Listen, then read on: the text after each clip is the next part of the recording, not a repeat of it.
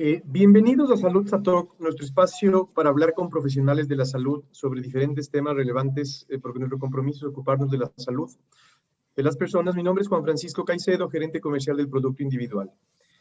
Les comunicamos que para este webinar vamos a sortear 10 técnicas de relajación física y mental gratis para las personas que no tengan un plan con Saludza y que nos dejen sus datos en el link que va a estar publicado en el chat. Nos acompaña el día de hoy el doctor Telmo Acuña, graduado en la especialidad de Psicología Clínica en la Universidad Central del Ecuador. Realizó su internado en el Hospital Cantonal de Sangolquí en el área de prevención y tratamiento de trastornos psicológicos. Se ha desempeñado como responsable del Departamento de Psicología Clínica de la Policía Judicial del Distrito Metropolitano de Quito. Actualmente realiza consulta externa en el área de Psicología Clínica en la Clínica de Especialidades Médicas Conocoto e InstaSalud, que es una plataforma que todos los clientes de Saludza pueden acceder de forma gratuita. Les pedimos, por favor, que si tienen preguntas, las escriban en el chat y al terminar la charla, el doctor Telmo Acuña las va a responder. Bienvenido, doctor. Muchísimas gracias. Buenas tardes. Muchas gracias, Juan Francisco. Es un gusto.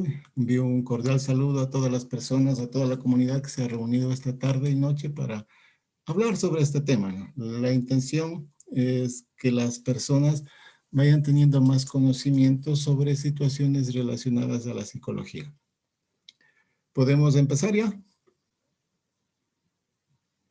Sí, confirmado, doctor. Podemos empezar. Gracias. Muy bien. El tema que vamos a tratar hoy es el síndrome de burnout y los beneficios que trae el sueño para nuestra salud. Los temas que vamos a tratar son las definiciones, qué es esto de burnout, cómo se manifiestan los síntomas, las causas. Vamos a hablar también de la importancia del sueño para nuestra salud. En general vamos a a presentar las causas, los signos, los síntomas y sobre todo cómo vamos a prevenir. El burnout en realidad es un concepto bastante nuevo. Un concepto que no se lo manejaba antes. Más o menos aparece en la década de los 70, donde Herbert Freudenberg introduce este tema. Él trabajaba en una clínica de desintoxicación con un grupo de personas que eran voluntarios. Luego de un periodo de 2, 3 años, él empieza a darse cuenta que en muchas de estas personas aparecían unas conductas, comportamientos, sensaciones diferentes. La mayoría empezó a sufrir una pérdida progresiva de energía, se les veía desmotivados, con falta de interés por el trabajo, hasta llegar a sentirse agotados, junto con otros varios síntomas como pueden ser ansiedad, depresión. Entonces todo esto generó para que Freudenberg empiece a darse cuenta que está apareciendo un tipo diferente de comportamiento en las personas. El síndrome de burnout se lo conoce también como el síndrome de estar quemado, de desgaste profesional, un síndrome de estado de agotamiento mental, un agotamiento emocional y físico, que se presenta como resultado de exigencias ambientales, estrés crónico y mucha insatisfacción laboral. Es decir, burnout está relacionado con que una persona, debido a su actividad laboral, empieza a presentar agotamiento mental. Es decir, mucho, pero mucho cansancio, un agotamiento físico, agotamiento mental, agotamiento físico y agotamiento emocional. Todas estas 3 características van a ser conocidas como burnout. Otra definición nos habla que cuando una persona presenta el síndrome de desgaste profesional, que también es otro sinónimo, puede sentirse agotado todos los días. Es decir, no es un cansancio de fin de semana, no es un cansancio en una temporada, sino que es sentirse agotado todos los días, una sensación de mucho cansancio. Tener una actitud cínica, es decir, empieza a portarse mal, a no generar la actividad que tiene que realizar. Por ejemplo, si yo tengo que atender al cliente, mi actitud ante el cliente o ante el usuario va a ser inadecuada, va a ser grosera, va a ser completamente fuera de contexto. El síndrome de desgaste puede acompañarse por una serie de síntomas. Va a depender de cada persona qué sintomatología va a empezar. Puede tener dolor de cabeza, náuseas. El día de ayer atendía a una paciente y me decía, doctor, me parece loco, pero estoy en mi trabajo y me da ganas de vomitar. Entonces ella decía, no sé qué me pasa. Y luego que se le explica, entendió porque no sabía qué le pasaba. Llegaba a su trabajo y tenía muchas náuseas. Entonces puede estar, ¿no?, dolores de cabeza, náuseas. Se presenta muy frecuentemente la dificultad para dormir. Es importante reconocer que si este síndrome es tratado adecuadamente y de manera temprana, con una orientación psicológica adecuada, un apoyo de las personas, de la comunidad, un apoyo de la empresa, se logran revertir los síntomas y se produce una adecuada recuperación. Por eso es importante este tipo de temas para que las personas se vayan dando cuenta que sí hay solución a su situación emocional, que sí hay situación a las condiciones en las que están trabajando. Las causas. Tenemos muchas causas. Lo principal es un alto nivel de estrés en mi puesto de trabajo. Estoy sometido todos los días a mucho estrés. Estoy sometido a una carga de trabajo excesiva que me desborda. Estoy sometido a un puesto de trabajo que no tiene mucha autonomía, sino que tengo un jefe, tengo otro jefe, tengo otro jefe. También me afecta mucho el hecho de que sea un trabajo muy monótono, es decir, estar haciendo lo mismo y lo mismo y lo mismo, y llega un momento que la persona no le encuentra sentido a su trabajo. Las relaciones del trabajo también se van dificultando porque no me llevo bien con algún compañero, no me llevo bien con mi jefe, hay discusiones en la oficina, hay discusiones en mi puesto de trabajo.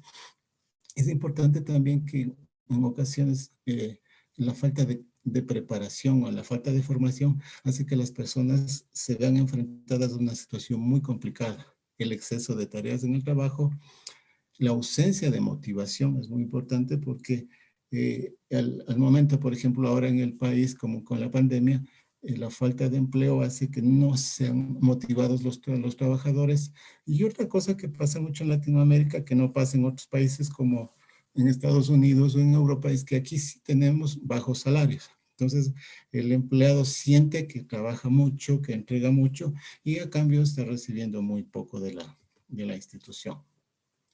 Ahora hablemos de la sintomatología, es decir, cómo a mí me afecta como persona, como ser humano, cómo me está afectando el burnout. La sintomatología física básicamente es una sensación agobiante de cansancio.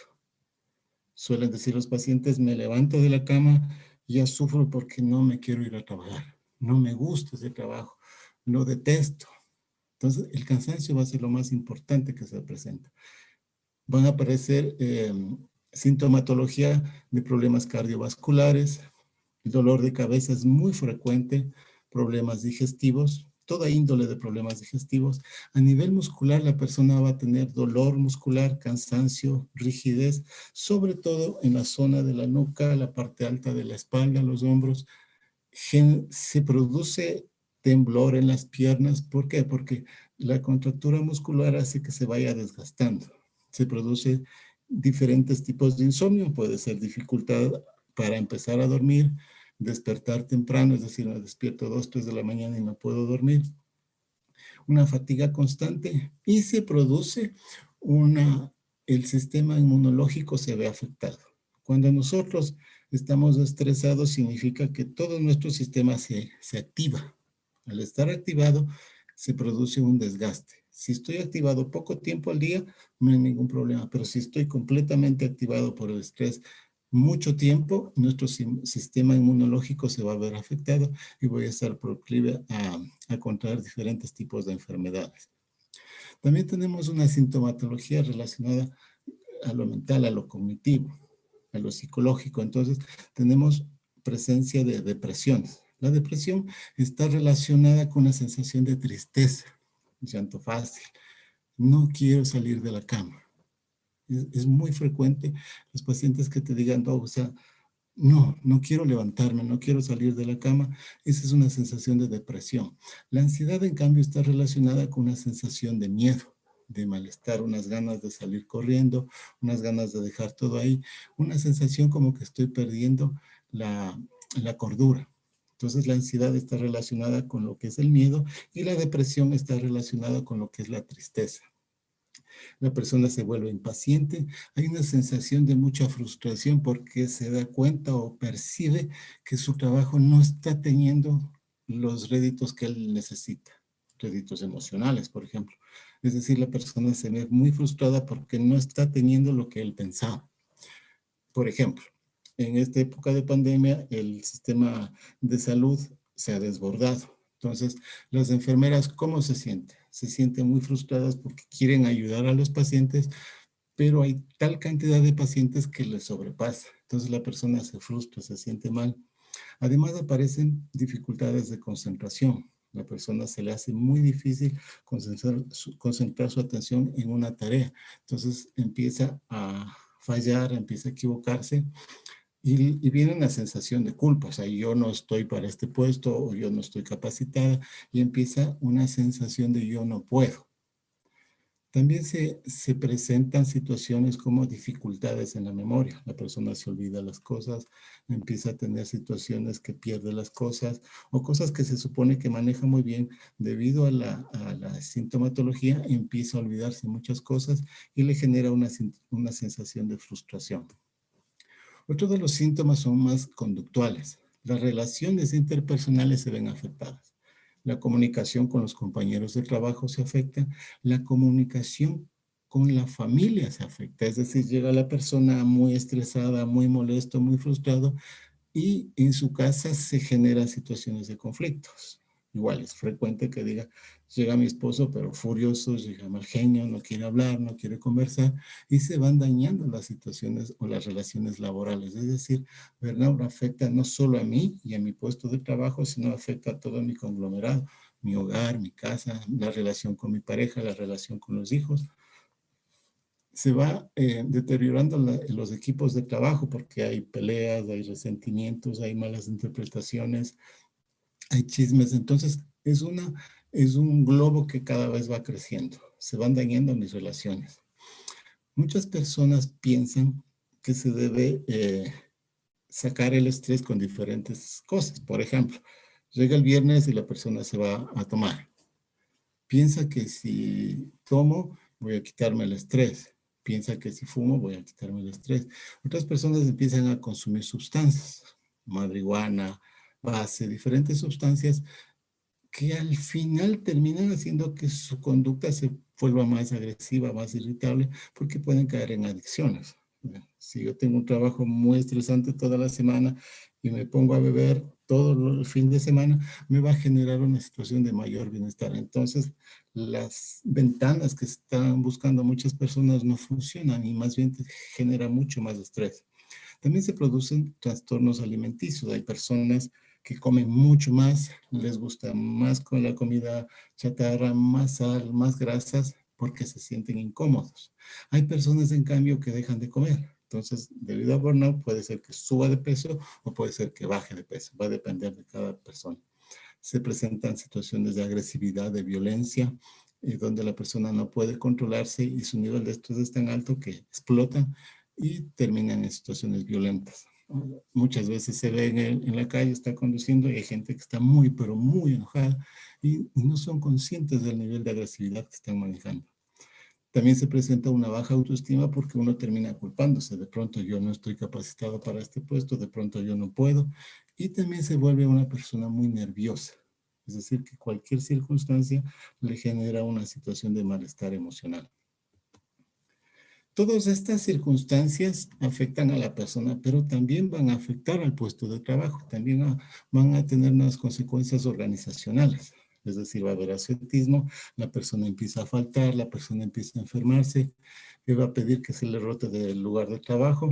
Generalmente baja la productividad, o sea, disminuye su producción en su puesto de trabajo.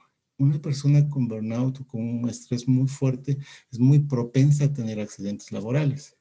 Hay siempre una sensación de insatisfacción laboral, ¿no? O sea, yo trabajo, me esfuerzo, pero no tengo la sensación de que soy productivo, no tengo la sensación de que estoy haciendo algo adecuado. Hay la propensión al abandono del trabajo, dice, ya no soporto más, ahí queda el trabajo, yo me voy. Y siempre hay una sensación de baja realización personal. Es decir, todo lo que yo estoy trabajando no me genera ningún tipo de satisfacción.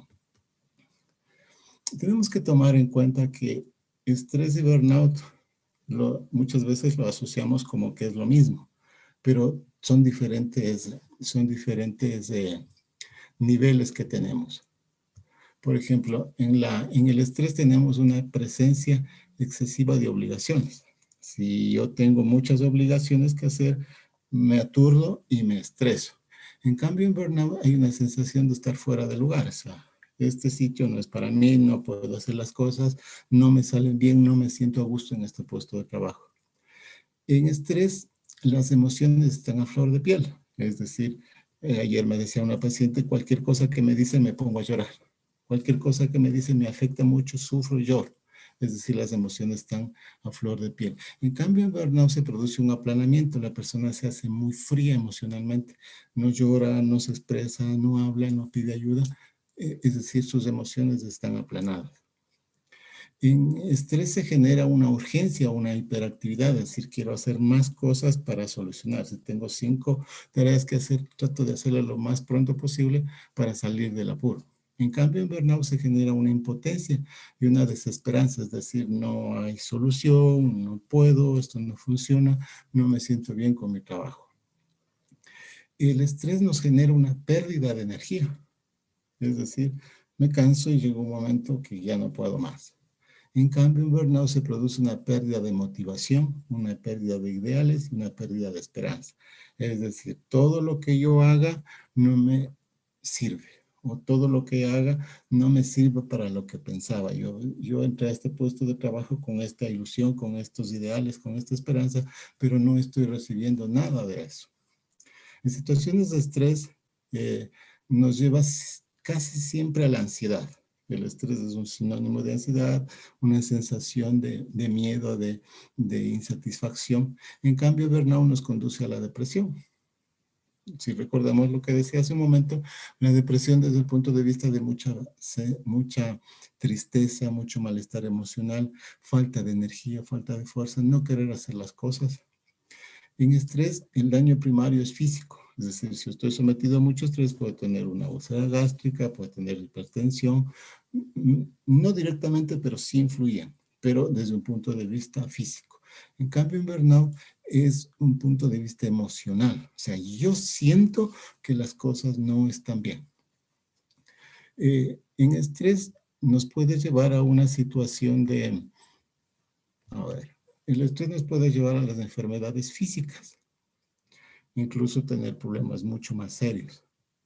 En cambio, en burnout tenemos una sensación que la vida no nos está sirviendo, que la vida no está teniendo el papel al que yo quería llegar. Es decir, una vida satisfactoria y plena, sino más bien el trabajo me produce una sensación de malestar muy fuerte. Burnout tiene diferentes fases. Y esto es importante para que nosotros nos vayamos dando yo en qué nivel de burnout puedo estar, en qué nivel de empleado quemado puedo estar. Tenemos 5 fases. Una fase inicial, una fase de estancamiento, una fase de frustración, una fase de apatía y finalmente la fase de quemado. Vayamos analizando cada una de estas. La fase de entusiasmo se produce cuando inicia el trabajo. Cuando yo voy al puesto de trabajo, ¿cómo voy a ir? Voy a ir con entusiasmo, con expectativas positivas. Aquí me va a ir bien. Esto es lo que yo necesito para superar, para salir adelante. Esa es la primera fase. Luego viene una fase de estancamiento, donde la persona siente o se da cuenta que siente que sus expectativas no se están cumpliendo. Siente que se ha estancado en su proceso laboral. Empieza a replantearse el esfuerzo que yo estoy haciendo en este puesto de trabajo no me está generando ningún beneficio emocional. Empieza a sentir una sensación de derrota, una sensación de malestar, una sensación como que esto no me está gustando. Y de hecho aquí aparecen los primeros síntomas físicos, como puede ser dolores de cabeza, problemas estomacales, tensión muscular. Entonces vamos viendo que en cada fase las situaciones se van complicando un poco más. Luego tenemos una fase de frustración. Es cuando en realidad comienza el síndrome de burnout, donde la persona se cuestiona el esfuerzo que está realizando. Siente que el trabajo carece de sentido, como no encuentro sentido, no encuentro satisfacción, no encuentro que esto funcione. Me estoy dando cuenta que este puesto de trabajo no es para mí. La persona empieza a sentir síntomas psicosomáticos, empieza a tener palpitaciones, no puede dormir, dificultades gastrointestinales, se encuentra muy desmotivado, ya no siente el deseo de trabajar, ya no siente el deseo de ayudar a las personas. Aparece ya una sensación de agotamiento, no solo de cansancio, ya aparece una sensación de agotamiento donde se me hace muy difícil y donde termina su trabajo, pues me decía alguien, salgo del trabajo pero arrastrándome porque el cansancio es muy fuerte y siente una falta de realización personal, es decir, mi trabajo no me está generando la satisfacción mínima que yo necesitaría. Luego tenemos una fase de apatía. Esta fase de apatía tiene dos características. Una, que la persona empieza a esforzarse más, empieza a trabajar más, empieza a entrar más temprano, salir más tarde, con la intención de igualarse en su trabajo, con la intención de motivarse nuevamente. Pero si no se lo lleva adecuadamente, esta hiperactividad nos genera un agotamiento, nos desgasta, nos quema. Y al final termina produciéndose una despersonalización. La despersonalización entendiéndolo como que yo casi no me reconozco porque yo no soy así. Es muy frecuente en personal de salud que el personal de salud está para ayudar a las personas, pero es tan agobiante el trabajo que termina por maltratar a las personas. Termina por no darles la atención adecuada y terminan maltratando.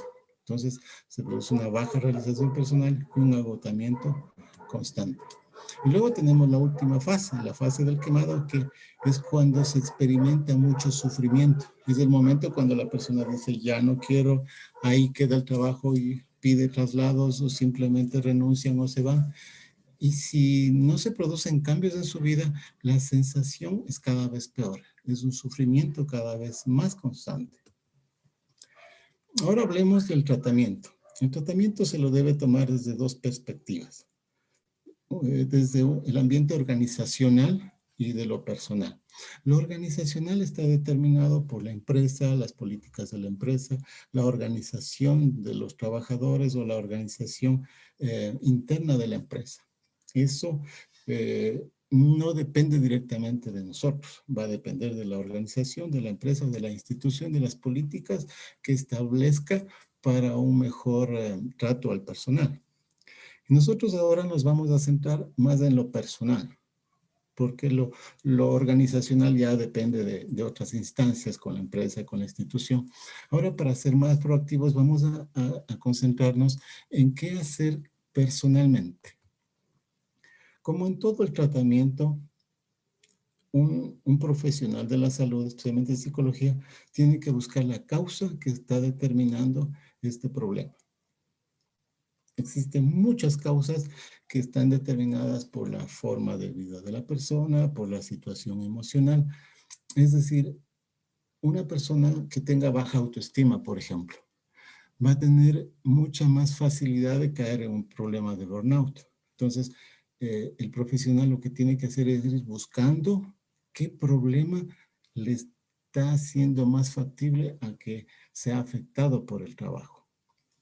Si tiene una baja autoestima, le va a afectar más. Si es una persona insegura, le va a afectar más. Entonces, dependiendo de la causa, debe ser el tratamiento. Si la causa es puramente por el puesto de trabajo o por la organización o por la relación que tiene con las personas, se buscará solucionar ese tipo de problemas. Se dan muchos casos que las personas tienen dificultades de socialización o que tienen dificultades de interrelación con las personas. Si encontramos esa causa y mejoramos la capacidad de la persona de interrelacionarse con sus compañeros, la nos va a producir una mejoría. Entonces el tratamiento va a estar directamente relacionado con la causa que nos genera este problema. Va a estar directamente relacionado con los problemas que van apareciendo. Entonces, ¿qué trataremos de hacer? Aumentar una percepción de control, es decir, generar más seguridad, más confianza, incrementar la autoeficacia personal, es decir, organizarse mejor, porque muchas veces las personas están sufriendo desde la mañana. Hoy tengo que hacer esto, tengo que hacer muchas tareas y me veo que no puedo, estoy desbordado. Entonces, incrementamos la autosuficiencia personal. También es importante incrementar la autoestima, porque una persona que tiene una mayor autoestima puede afrontar mejor los problemas, puede afrontar mejor las dificultades. Entonces, en el tratamiento, que debe ser individual, vamos a buscar la causa del problema y generar las diferentes respuestas o qué soluciones vamos a dar o cómo vamos a afrontar estas cosas. Dentro de las técnicas de tratamiento psicológico, tenemos tres instancias o tres etapas diferentes. Vamos a utilizar técnicas cognitivas, técnicas fisiológicas y técnicas conductuales. Dependiendo de las causas, ¿no es cierto? Por ejemplo, en las técnicas cognitivas vamos a buscar qué tipo de pensamientos tiene la persona. Muchas veces el paciente tiene pensamientos distorsionados, pensamientos errados, o pensamientos negativos, que constantemente está pensando situaciones negativas, conflictivas, que le generan mucho estrés, y eso deteriora la capacidad de la persona para afrontar los problemas. Entonces, las causas cognitivas, básicamente lo que vamos a ver, el tipo de pensamiento que está teniendo la persona, y vamos a afrontar de acuerdo al tipo de pensamiento. En psicología no tenemos claves A más B es igual a C, sino que tenemos que buscar qué está causando el problema. Es como si fuera un árbol, ¿no es cierto? Si nosotros solamente arreglamos las flores o las ramas, se va a arreglar la parte externa, pero lo que necesitamos es a la raíz del problema, para una vez solucionados los problemas de la raíz, la manera de afrontar los problemas van a mejorar. Dentro de las técnicas fisiológicas está la actividad que pueden hacer las personas. Entonces se les enseña a hacer relajación, se les enseña a hacer respiración, es muy importante y muy beneficioso. La respiración abdominal ayuda muchísimo a controlar las situaciones estresantes. La actividad física que realice toda persona que tenga estrés debería hacer actividad física. La actividad física, en vez de cansarnos o agotarnos, como que nos recarga.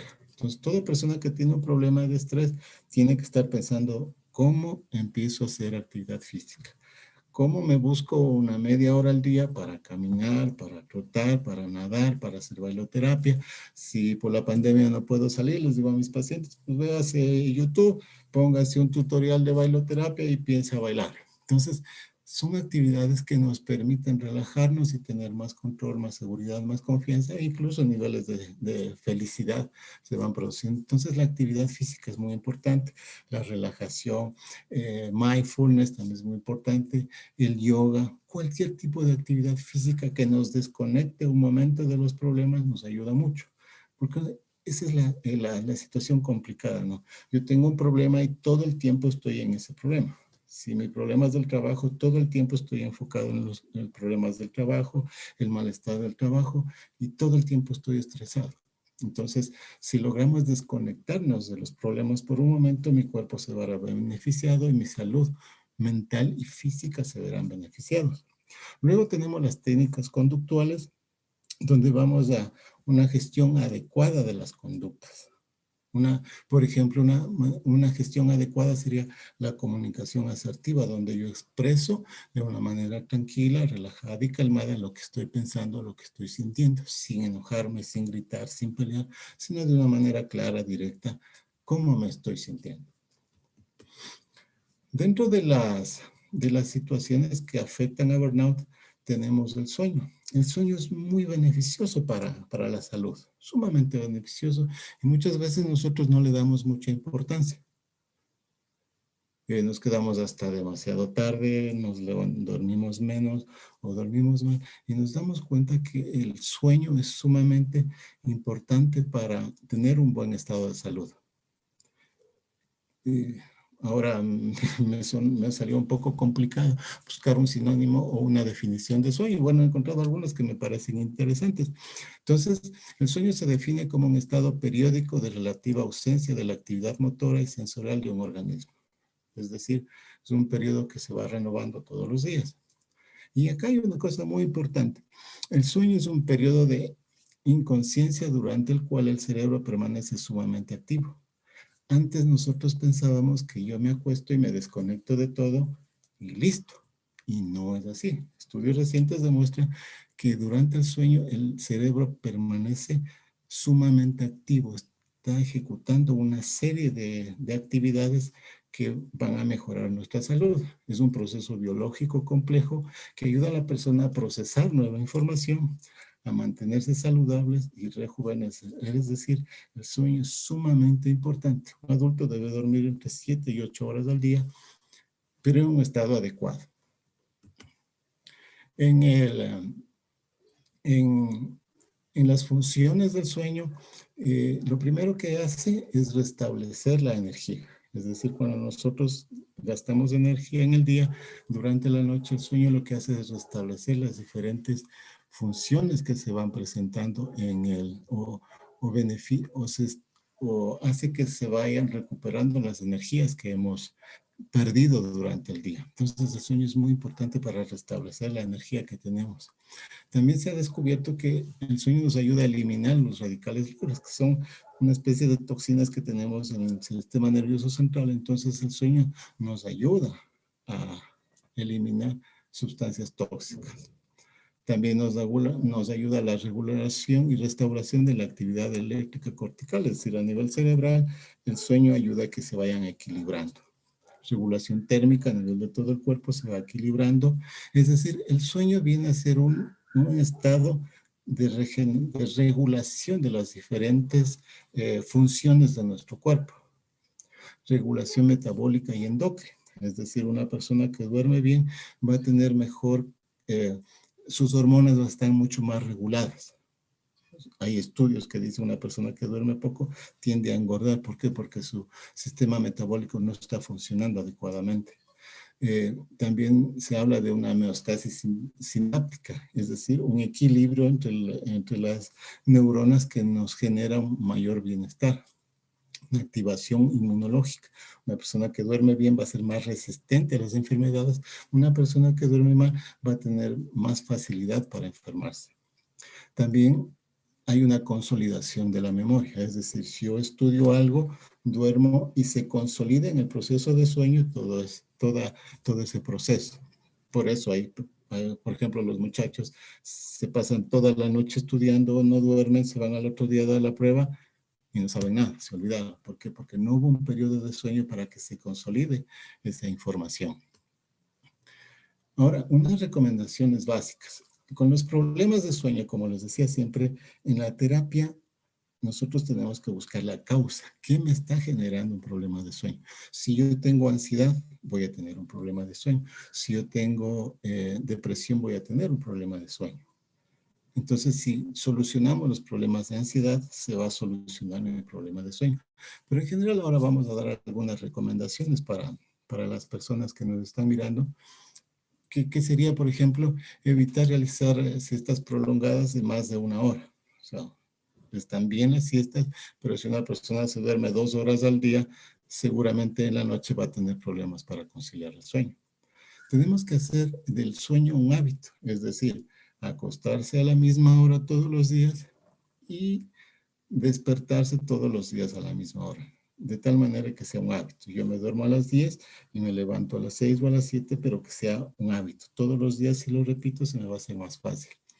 Evitar hacer actividad física vigorosa antes de dormir. Esto también es un poco relativo. Hay pacientes que me dicen, sabe que yo hago ejercicio a las 10 de la noche y duermo, pero como un bebé.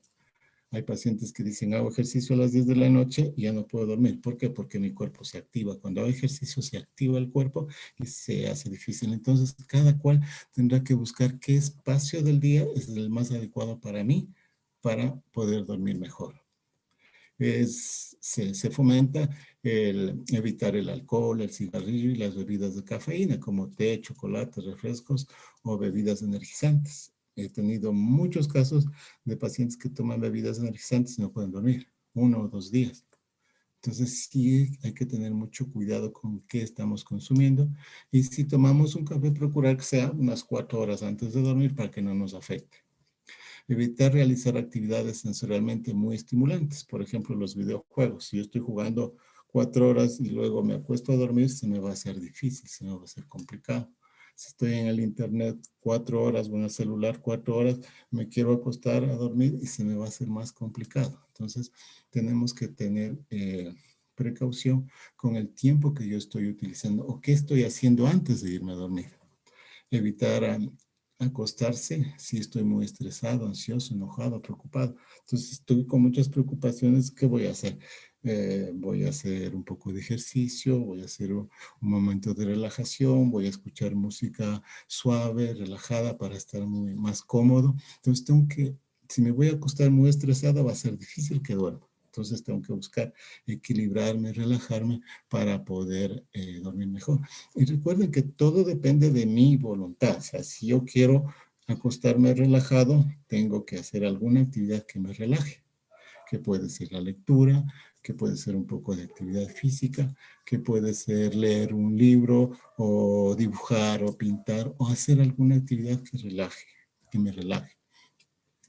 No utilizar la cama para actividades como leer, estudiar, comer o trabajar, porque el cuerpo se va adaptando, ¿no es cierto? Entonces, tiene que ser en mi mente la cama el sitio adecuado para dormir y no para otra actividad que me genere cierto nivel de estrés. Dormir en una cama confortable. Es muy frecuente que les dice el doctor, quiero que utilice un colchón ortopédico y se compran unos colchones como piedras y no pueden dormir. Entonces, sí tenemos que buscar un sitio confortable para dormir. Otra de las cosas que tenemos que ver es apagarnos o desconectarnos. Por eso está aquí el off, que es desconectarme de la vida del pasado y del futuro. Es decir, si yo me voy a acostar y estoy pensando en qué tengo que hacer mañana, tengo que hacer esto, no voy a poder dormir. Entonces tengo que adquirir la costumbre de desconectarme. Es como cuando salgo del trabajo, me quito el uniforme del trabajo, salgo y soy una persona normal. Entonces tenemos que procurar desconectarnos de cualquier preocupación, de cualquier tarea, de cualquier situación que nos incomode, si no, no vamos a poder dormir bien. No realizar trabajo importante antes de dormir. Si me pongo a hacer un trabajo importante antes de dormir, lo lógico es que cuando me acueste voy a estar pensando en el trabajo. Y si me quedo dormido, a las 2 de la mañana me despierto y voy a estar pensando en el trabajo. Tenemos que evitar pensar sobre actividades del día o qué vamos a organizarnos, actividades futuras. Entonces, siempre mantenernos en el aquí y en el ahora. Es muy importante esto. Siempre mantenernos en el aquí y en el ahora, porque si me voy hacia el futuro, me genera estrés. Si me voy hacia el pasado, recuerdos, también me puede generar estrés. Entonces, tenemos que irnos acostumbrados a mantenernos en el aquí y en el ahora, en el presente, porque eso nos va a ayudar mucho a conciliar el sueño. Dormir en una habitación con poca iluminación o ninguna iluminación es muy bueno, además de reducir el ruido ambiental. Esto es básicamente todo lo que hemos preparado. Espero que les haya gustado. Siempre estamos a la orden. Un gusto y que tengan una buena noche. Cualquier inquietud, estamos aquí.